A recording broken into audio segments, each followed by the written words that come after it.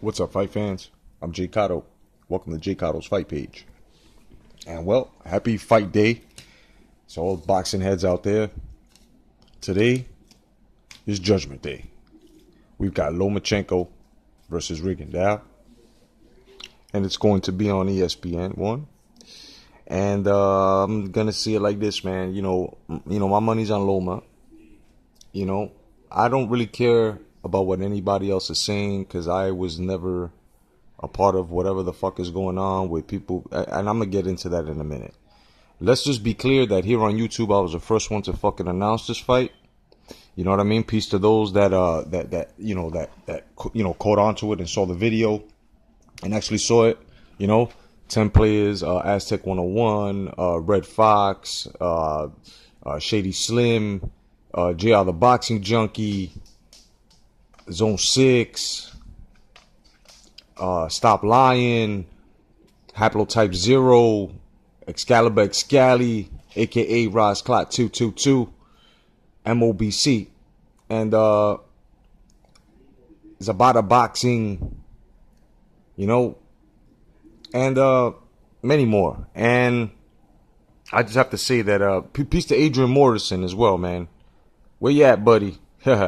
But yeah, when it was announced, everybody was hyped. Now, the uploaders that I have just mentioned were always on the fight train, meaning we were never with the pound for pound for Rigo, pound for pound. No, we didn't even care about that. What we care about was the fight being made, who was going to move up, who was going to move down, whatever. Okay, let's knock out this bullshit where people are complaining or even trying to set up excuses for Rigo.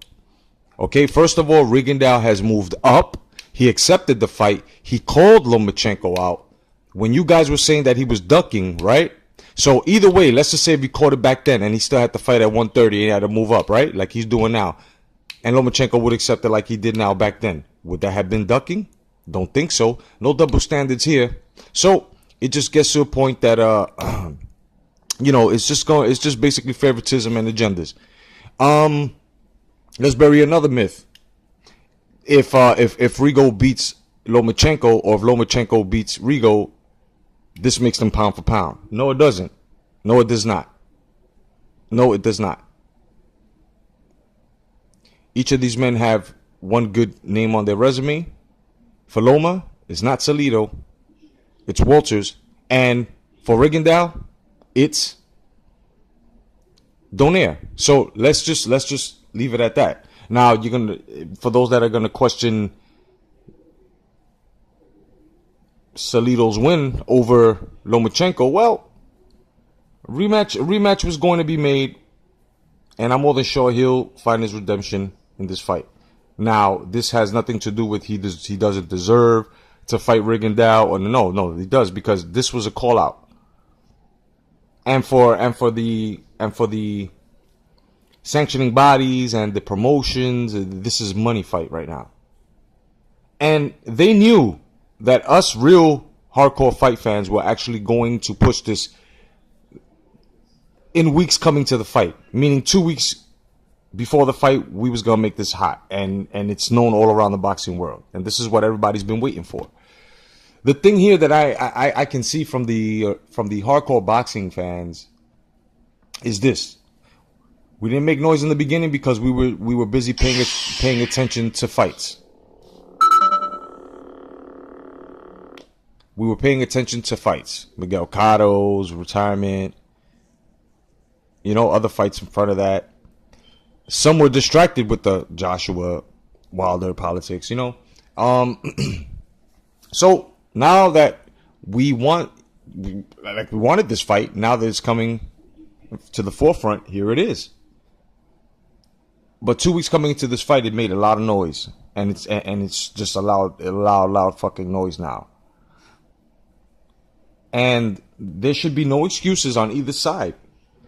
One man challenged, the other man accepted.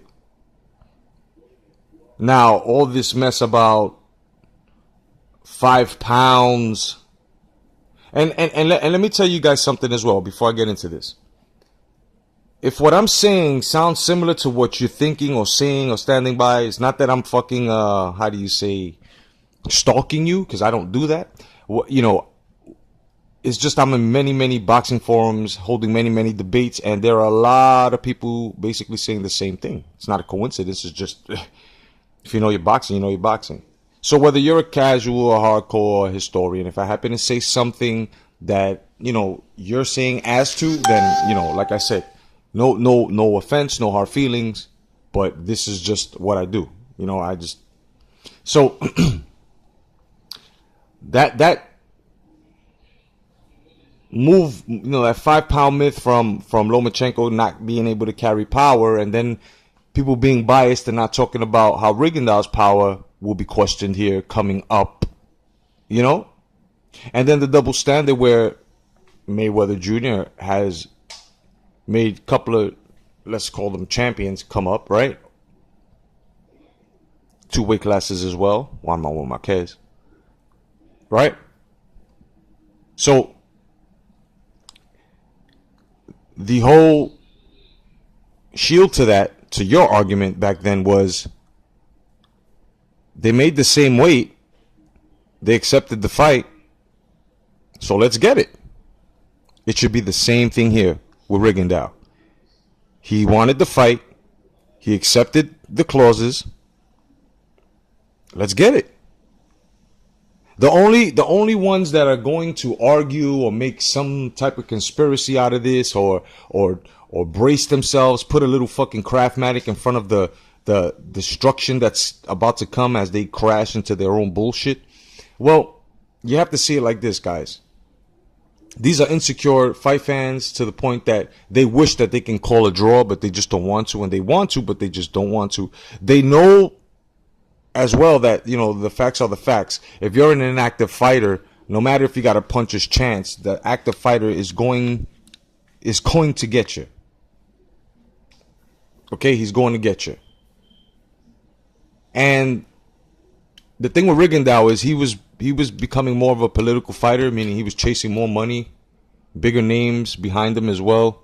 Money behind bigger names. And as he did that, he sort of tarnished his, because his last fight, that wasn't really a good tune-up for him. But it is what it is. I'm taking nothing away from Rigondeaux. I, too, am a Rigondeaux follower. Even though he tried to pull the race card a couple of times, talking about in order to get big fights, you have to be Caucasian. No, in order to get big fights, you have to have a good promotion, a good promoter, and a good promotions team behind you. You have to have a good manager that's willing to work with that promoter and you, and let you in on everything that they're doing, from every dollar to cent to every movement, so you won't get robbed. So, in the words of great Mike Tyson, guys these days are businessmen. Back in my era, we were beasts. It's true. Yeah, guys fought for money, but they fought more for competitiveness. They fought more for sportsmanship. They fought more for who was on top, who was the man in that division within the sport. So now that we have 2 great fighters in front of us so far, 2 Olympians, the battle of the Olympians. Well, let's get it. I'm fucking stoked. I'm excited as the day counts down, the hours, the minutes, and as it gets closer and closer, some casual fight fans, some political fight fans are very nervous, and some are making videos where they're just bleeding out. You can't pay attention to any of it. If you want to laugh, you can laugh. I know I'm more than sure going to get some stupid comments, a couple of thumbs down by the fanboys. It's all good. Thanks for the views. It's just to the point that I got my money on Lomachenko.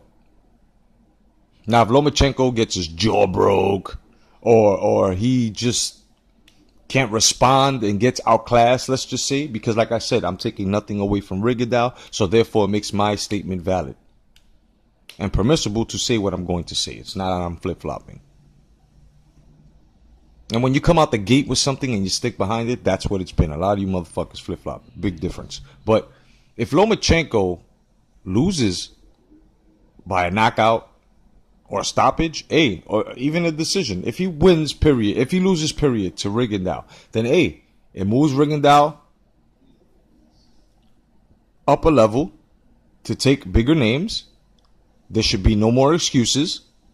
He should stay at what he's supposed to be fighting at 130. He's what, 128.4 or 0.5 or some shit, right? So then stay at that weight. Stay at that weight, take on big names. Especially if you knock him out. Now for Lomachenko, it's only the Lomachenko fanboys who were quick to put him as pound for pound who are going to lose something. And that's going to be called your boxing card. Not that you wouldn't know anything about boxing, but you will be labeled premature. Because you should know better than, what, 9 or 11 fights? You don't put anybody pound for pound. Yes, it's an opinion. The list, of course. Yes. Yes, it was once sacred and once true from the Ring magazine. But since Oscar De La Hoya pimped that bitch out to Ronda Rousey in the UFC, trying to create this hybrid boxing mess, it is what it is.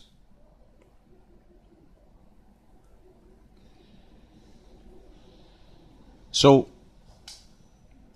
it doesn't make anybody here pound for pound. It just moves them up a level, and it should just keep us fight fans with our radar over these guys. Whoever wins, as to you need to be more competitive. You need to fight more. You need to get out there a little bit more now. You know, we got possibly what's going to be the best fight in 2017, transitioning into 2018 soon. So this has got to be a barn burner.